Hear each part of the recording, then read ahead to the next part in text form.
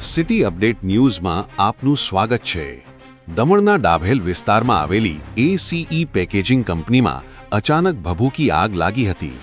આગે વિકરાળ સ્વરૂપ ધારણ કરતા આખી કંપની આગની ઝપટમાં આવી ગઈ હતી। ઘટનાની જાણ થતાં જ ફાયર બ્રિગેડની અનેક ગાડીઓ સ્થળ પર દોડી આવી હતી અને આગ પર કાબૂ મેળવવાની કાર્યવાહી શરૂ કરી હતી। આગ લાગવાના કારણોની તપાસ હાથ ધરવામાં આવી છે, જ્યારે હાલ સુધી કોઈ જાનહાનિના અહેવાલ નથી। સ્થળ પર પોલીસ અને પ્રશાસન દ્વારા સુરક્ષા વ્યવસ્થા ગોઠવવામાં આવી છે। આ છે સિટી અપડેટ ન્યૂઝ।